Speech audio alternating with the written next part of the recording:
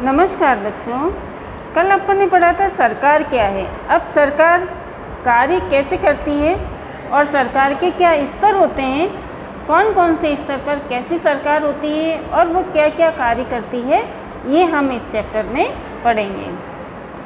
अब आपको पता है कि सरकार कितनी सारी अलग अलग चीज़ों के लिए जिम्मेदार है, तो क्या आप सोच सकते हैं कि सरकार ये सारे इंतजाम कैसे करती है। अब सरकार गाँवों में भी काम करती है, शहरों में भी काम करती है और अलग अलग देशों से संबंधित कार्य भी करती है। तो सरकार इतना सारा कार्य कैसे करती है, तो इसके लिए सरकार में अलग अलग स्तरों पर काम करती है। कैसे स्थानीय स्तर पर कार्य करती है, राज्य स्तर पर कार्य करती है और राष्ट्रीय स्तर पर कार्य करती है। स्थानीय स्तर का मतलब हमारे गांव में या शहर में या मोहल्ले में जो भी काम करवाने हैं, सड़क है, लाइट है, जो भी मतलब मकान से संबंधित है, जो भी हमारे एरिया में गांव से संबंधित जो भी कार्य होते हैं वो स्थानीय स्तर पर सरकार करवाती है। और राज्य स्तर पर पूरे राज्य, जैसे हमारे पूरे राजस्थान में जो कार्य करवाया जाता है वो राज्य स्तर पर कार्य करवाया जाता है। जैसे हरियाणा या असम की सरकार पूरे राज्य में काम करती है, अपने राज्य में। और राष्ट्रीय स्तर की सरकार का संबंध पूरे देश से होता है और राष्ट्रीय स्तर की जो सरकार होती है उसका संबंध पूरे देश से संबंधित जो कार्य करवाए जाते हैं वो राष्ट्रीय स्तर पर करवाए जाते हैं। स्थानीय सरकार कैसे काम करती है और आगे की कक्षाओं में राज्य एवं राष्ट्रीय स्तर पर सरकार के कामों के बारे में जानेंगे और हम इनके बारे में आगे और पढ़ेंगे। अब सरकार और कानून, सरकार क्या है और कानून क्या है। तो सरकार कानून बनाती है, हम जो प्रतिनिधि चुनते हैं वे प्रतिनिधि संसद में जाकर कानून बनाते हैं और उन कानूनों के द्वारा हम अपने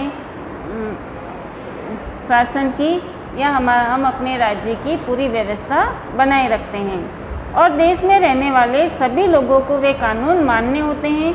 केवल यही वह तरीका है जिससे सरकार काम कर सकती है। सरकार के पास जैसे कानून बनाने की ताकत होती है, वैसे ही यह ताकत भी होती है कि लोगों को कानून मानने के लिए बाध्य करे। अगर जनता सरकार द्वारा जो कानून बनाए जाते हैं उनको नहीं मानती है या उनका उल्लंघन करती है तो सरकार उन्हें सज़ा दे सकती है या उन्हें कानून को मानने के लिए बाध्य कर सकती है। उदाहरण के लिए एक कानून है और कि गाड़ी चलाने वाले के पास लाइसेंस होना चाहिए। अगर कोई बिना लाइसेंस के गाड़ी चलाते हुए पकड़ा जाए तो उसे जेल की सज़ा काटनी पड़ती है या फिर उसे जुर्माना भरना पड़ता है। सरकार जो कार्यवाही कर सकती है उसके अलावा अगर लोगों को लगे कि किसी कानून का ढंग से पालन नहीं हो रहा है तो वे भी कुछ कदम उठा सकते हैं। उदाहरण के लिए अगर किसी व्यक्ति को यह लगे कि उसको उसके धर्म या उसकी जाति के कारण किसी नौकरी से निकाल दिया गया है तो वह न्यायालय में जाकर उस कानून के विरुद्ध अपील कर सकता है कि कानून का सही ढंग से पालन नहीं हो रहा है और वो शिकायत कर सकता है। तब न्यायालय का आदेश देगा कि उसके नागरिक के लिए क्या कदम उठाने चाहिए। अब सरकार के प्रकार, सरकार को निर्णय लेने और कानून का पालन करवाने यानी उन्हें बाध्य बनाने की शक्ति कौन देता है। अब सरकार को कानून बनाने की शक्ति कौन देता है, तो इस प्रश्न का उत्तर इस बात पर निर्भर करता है कि उस देश में कैसी सरकार है। लोकतंत्र में तो लोग ही सरकार को यह शक्ति देते हैं। अब सरकार क्या है, हम जनता द्वारा जो प्रतिनिधियों का चुनाव होता है यही प्रतिनिधि मिलकर आगे हमारी सरकार बनाते हैं और हमारे देश के लिए कानून और नियम बनाते हैं।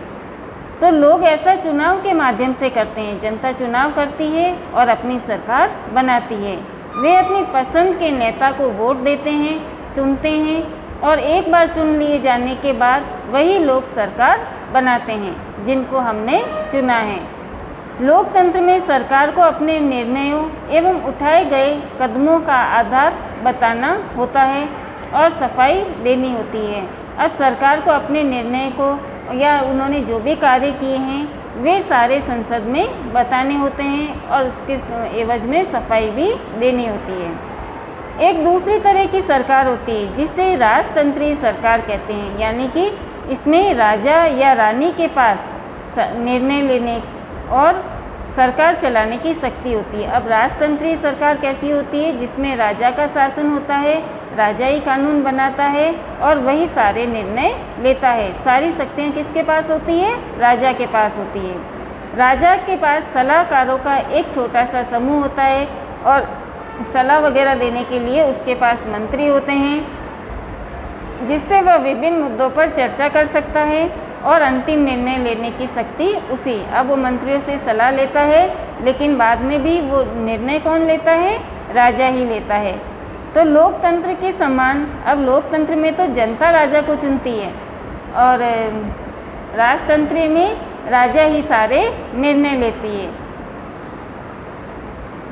लोकतंत्र के समान राजतंत्र में राजा या रानी को अपने निर्णय के आधार नहीं बताने पड़ते हैं और न ही अपने निर्णयों की सफाई देते हैं। और राजतंत्रीय सरकार जो शासन होता है वहाँ पर राजा जो डिसीजन लेता है, निर्णय लेता है, उसके लिए वह जनता से कोई पूछताछ वगैरह नहीं करता है। राजा ने जो अच्छा लगा राजा को या राजा की इच्छा हुई तो उसने वो कानून लागू कर दिया। लेकिन जो लोकतंत्रीय सरकार होती है इसमें ऐसा नहीं होता है। सरकार को जनता को सारे जवाब देने होते हैं। ठीक है बच्चों, अब कल हम पढ़ेंगे लोकतंत्रीय सरकार के बारे में।